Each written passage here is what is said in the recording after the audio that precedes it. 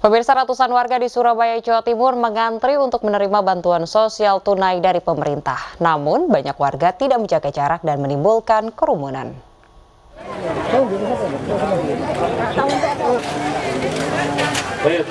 Ratusan warga Tambak Sari, Surabaya, Jawa Timur mengantri berjam-jam untuk menerima bantuan sosial tunai dari pemerintah. Bahkan antrean sampai menimbulkan kerumunan dan tidak menjaga jarak. Saya kan ada jualan juga sepi, jadi kan ini buat tambah-tambah buat beli susu anak, buat bayar listrik dan lain-lain. Begitu ya? Iya. Bantuan sosial tunai yang diberikan untuk 2 bulan sekaligus, Mei dan Juni, sebesar Rp600.000.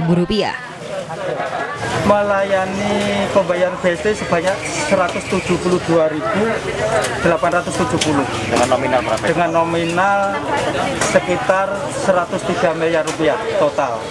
Per KPM kan 600.000 ini untuk pembayaran bulan Mei sama Juni. Bantuan sosial diberikan setelah pemerintah memberlakukan PPKM darurat pada awal Juli lalu. Dari Surabaya, Jawa Timur, Yuda Prawira, iNews melaporkan. Pemirsa, Menteri Sosial Tri Risma hari ini mendapati penyaluran bantuan sosial non-tunai tidak sesuai aturan. Bantuan pangan non-tunai yang seharusnya tersalurkan untuk 3 bulan tetapi sampai di tangan warga hanya 2 bulan. Wajar nggak kalau itu dia cuma terima 2 bulan? 2 kilo, taruhlah itu.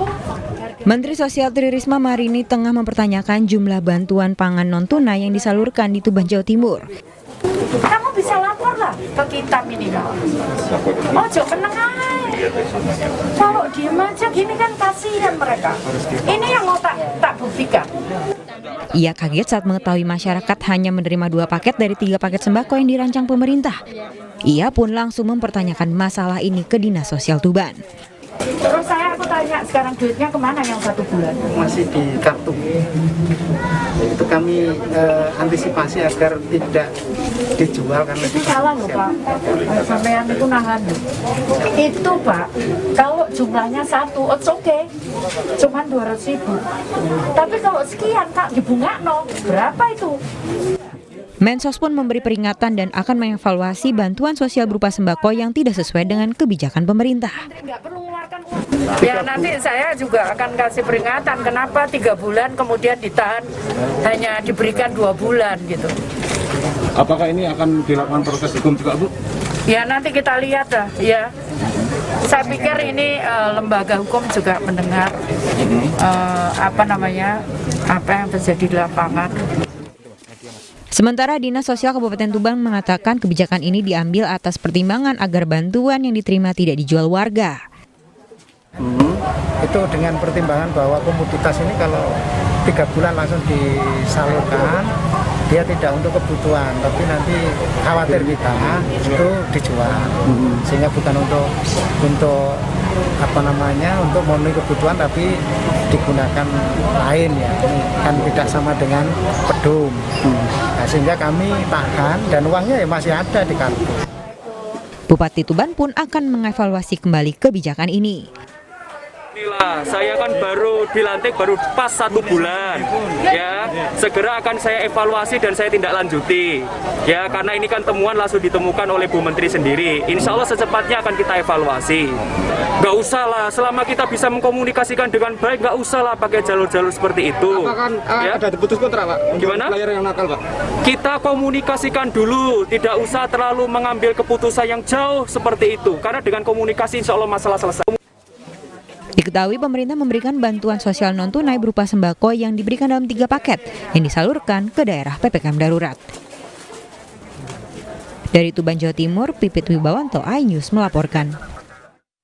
Pemirsa, panti jompo di Pekalongan, Jawa Tengah mengalami kesulitan oksigen. 8 penghuni panti dan perawat positif COVID-19, 2 orang jompo meninggal saat isolasi mandiri.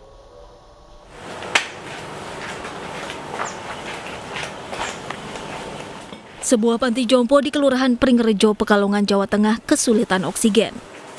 Akibatnya 8 penghuni dan perawat positif COVID-19. Bahkan 2 penghuni diantaranya meninggal saat menjalani isolasi mandiri di panti dengan peralatan medis yang minim karena rumah sakit tidak bisa menampung. Pengurus panti kesulitan mencari oksigen, harus keliling berbagai toko dan agen, namun semua kosong. Hari ini saya melakukan pengiriman oksigen dan mengambil oksigen yang habis dari Panti Wirdamana, di mana di panti ini kami merawat sebetulnya 8 ya. Kemarin meninggal 1 dan baru saja hari ini meninggal lagi 1. Semua terpapar positif COVID-19. Yang menjadi kesulitan apa, Bapak? Kami kesulitan oksigen. Pengurus panti berharap agar ada pihak yang bisa membantu oksigen, obat-obatan, serta vitamin. Selain itu, tenaga perawat juga dibutuhkan, mengingat saat ini perawat yang bertugas sudah terpapar COVID-19. Dari Pekalongan, Jawa Tengah, Suryono Soekarno, iNews melaporkan. Pemirsa, di tengah krisis pasokan oksigen medis saat ini, salah satu toko medis di Matraman, Jakarta Timur justru memberikan layanan isi ulang oksigen dengan membayar seikhlasnya. Setiap harinya toko tersebut menyediakan 7 hingga 10 tabung untuk isi ulang.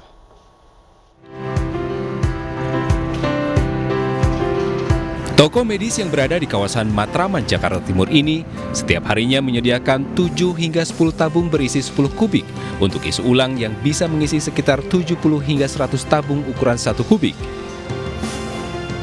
Pemilik toko mengaku pihaknya ingin membantu warga di tengah kesulitan mencari oksigen akibat banyaknya permintaan. Layanan isi ulang bayar seikhlasnya ini sudah dilakukan sejak 3 minggu terakhir. Bahkan khusus di hari Jumat, layanan ini diberikan secara gratis. 3 minggu belakangan lah, sejak pas booming lagi rame-rame itu kita udah seikhlasnya aja. Terus kalau hari Jumat kita gratis itu untuk pengisiannya. Alasannya untuk menggratiskan kemudian membayar seikhlasnya nih, masyarakat cukup membayar seikhlasnya ini, alasan dari Bang Fauzi sendiri seperti apa, Bang? Ya alasannya ya karena itu aja, Mas, kita manusiawi aja, udah terlalu banyak orang membutuhkan, ya udahlah kita seikhlasnya aja lah, gak usah cari-cari duit yang lain lah, udah. Sejumlah pelanggan pun mengapresiasi dengan adanya isi ulang oksigen bayar seikhlasnya ini. Saya sangat mengapresiasi ya, karena selama ini saya pikir yang suka saya terima infonya dari Instagram atau dari media sosial lain itu saya pikir hanya sekedar ini saja, hanya orang cari muka saja. Tapi ternyata kan pada saat kita lagi butuh, di mana saya juga kesulitan karena saya rumah di Pejaten, saya harus jauh-jauh ke Pramuka kan, ternyata di sini ada dan gratis gitu. Jadi istilahnya ya mungkin ini perlu mendapat apresiasi luar biasa ya, karena di tengah kondisi kita yang semua serba kesulitan saat ini masih ada orang-orang yang sangat peduli dengan kondisi masyarakat lain gitu. Tak dipungkiri, layanan isi ulang oksigen bayar seikhlasnya ini sangat membantu warga yang saat ini sedang kesulitan di tengah pandemi. Dari Jakarta, Vito Erlangga, Nanda Gautama, Sigit Aryo, iNews melaporkan.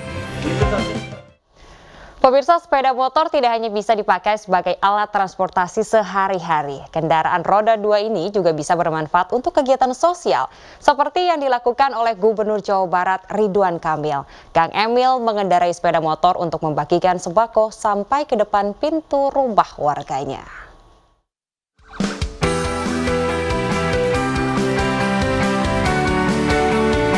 Pemerintah Provinsi Jawa Barat terus memberikan bantuan bagi masyarakat yang terkena dampak pandemi COVID-19 di Kabupaten Cianjur. Bantuan ini tidak hanya diberikan untuk warga yang terdaftar dalam data penerima bantuan sosial dari pemerintah pusat. Gubernur Jawa Barat Ridwan Kamil bahkan melakukan belusukan menggunakan sepeda motor untuk membagikan sembako ke depan pintu rumah warganya yang tidak masuk dalam daftar penerima bantuan. Tapi sesekali pemimpin turun itu menyemangati bahwa kita punya empati, kita punya rasa solidaritas dan mendoakan sehingga rakyat bisa bersemangat. Senang lah gitu Pak, alhamdulillah bisa ketemu langsung sama Bapak Gubernur. Memang harusnya gitu ya. Iya. Pemprov Jabar berencana melakukan PPKM Mikro untuk wilayah yang tidak termasuk zona merah.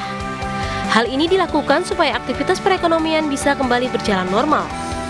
Rencana ini akan direalisasikan jika mendapat izin dari pemerintah pusat. Dari Bandung, Jawa Barat, Diki Wismara, iNews melaporkan.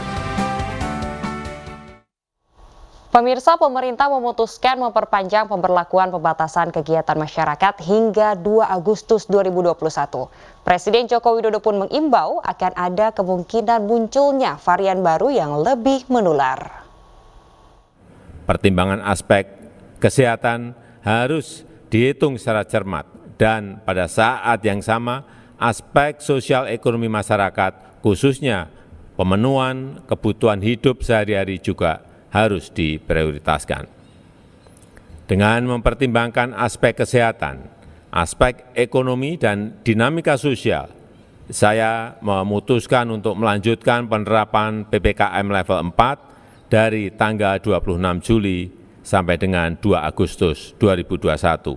Namun, kita akan melakukan beberapa penyesuaian terkait aktivitas dan mobilitas masyarakat yang dilakukan secara bertahap dengan pelaksanaan yang ekstra hati-hati. Kita harus selalu waspada, ada kemungkinan dunia akan menghadapi varian lain yang lebih menular.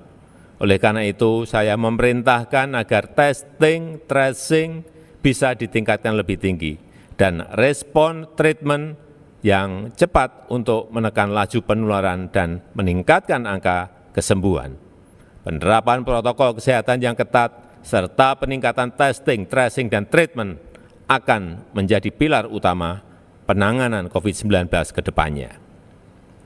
Memakai masker dan menjaga jarak harus terus dilakukan. Terakhir, saya mengajak seluruh lapisan masyarakat, seluruh komponen bangsa untuk bersatu padu dan bahu-membahu melawan COVID-19 ini. Dengan usaha keras kita bersama, insya Allah kita bisa segera terbebas dari COVID-19 dan kegiatan sosial ekonomi masyarakat bisa kembali normal. Pemirsa, seorang guru ngaji di Kelurahan Simpang Perlang, Kabupaten Bangka Tengah tewas mengenaskan di rumahnya. Kami akan kembali dengan informasi selengkapnya usai jeda berikut.